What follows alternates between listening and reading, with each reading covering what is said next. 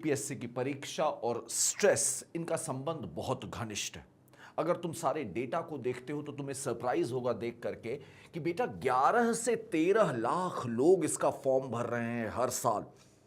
इसमें से करीब 50% ही पेपर देते हैं। करीब 5 से 6 लाख लोग इसका एग्जाम फाइनली आके प्रीलिम्स का देते हैं।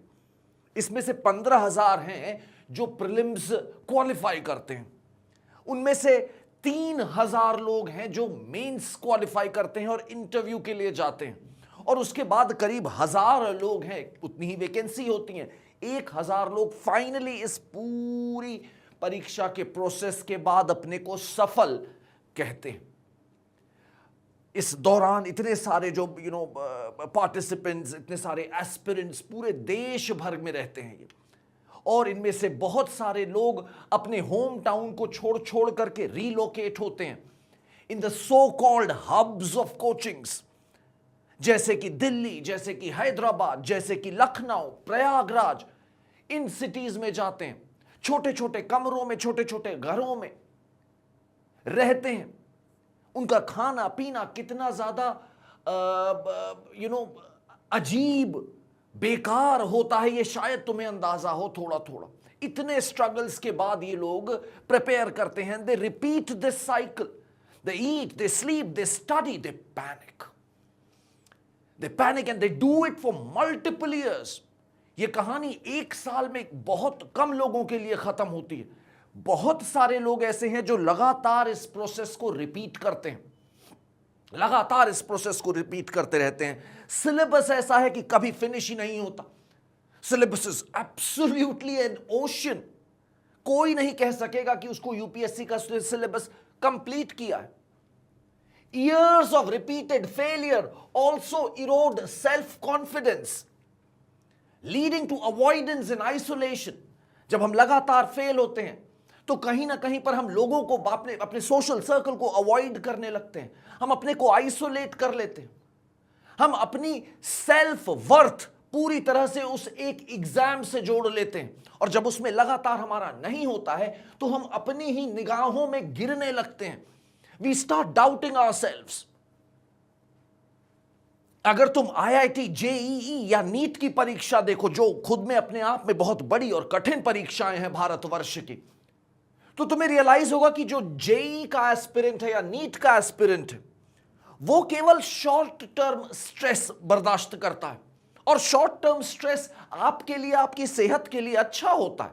लेकिन जो इंसान यूपीएससी की तैयारी कर रहा है, मल्टीपल ईयर्स तक कर रहा है, वो शॉर्ट टर्म स्ट्रेस नहीं बर्दाश्त कर रहा है, वो क्रॉनिक स्ट्रेस बर्दाश्त कर रहा है।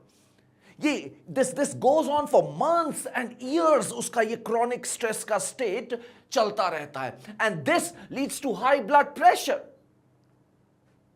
Not only this, it weakens our immunity. हमारी तबीयत खराब होने लगती है बार बार, हर छोटे बड़े रोग से। इस तरह की सिचुएशन चलती रहती है। And we finally, it leads to burnout. जब हमें लगता है कि हमारे आसपास कुछ भी सेंस नहीं बना रहा है, स्टिल इतनी सारी नेगेटिव एस्पेक्ट्स के बावजूद यूपीएससी की परीक्षा बच्चों के लिए बहुत अट्रैक्टिव बनी हुई है अभी तक। आखिर क्यों बनी हुई है? इसकी बहुत बड़ी वजह इसका कॉलोनियल ओरिजिन है, जहां पे लगातार भाई कॉलोनियल ऑफिसर्स जो थे, उनको समाज में एक रेस्पेक्ट, उनका एक अलग स्थान था। They always treated themselves as superiors and all the others as inferiors. तो वो लेगेसी, वो एटीट्यूड समवेयर इनबिल्ट है। एक पावर एलीट है अभी भी हमारे समाज में। जो पावर एलीट है वो यही तुम्हारे यूपीएससी के सफल अभ्यर्थी हैं। यही नहीं, जो हमारा समाज है, जात, धर्म, तमाम तरह के डिविजन से बना हुआ, गरीबी, इनइक्वालिटी इतनी सारी। तो यहां पे अपवर्ड मोबिलिटी की जो कुंजी, एक की है हमारे आपके हाथ में, जो हम मेहनत से खोल सकते हैं, वो यही आईएएस की परीक्षा है। IAS, IPS, IRS, one of these jobs can really make you and your family upwardly mobile. तो वो भी एक लालच लगी रहती है। लिबरलाइजेशन के बाद, 1991 के बाद लिबरलाइजेशन आया, तमाम प्राइवेट कंपनीज आई, लेकिन ये जो प्राइवेट सेक्टर की जॉब्स थी, इन्होंने हाई सैलरीज तो दी, लेकिन वो गवर्नमेंट जॉब्स को मैच नहीं कर पा रही हैं।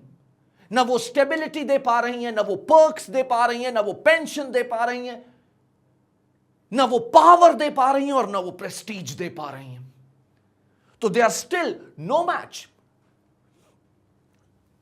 देखो ना, तमाम मैट्रिमोनियल एड्स तुम देखोगे, उन मैट्रिमोनियल एड्स में आईएएस, आईपीएस, ब्राइड और ग्रूम, इनकी डिमांड बहुत है। बाकी सारे प्रोफेशन, खासतौर पे software engineers, absolutely no future in terms of in the marriage market it seems.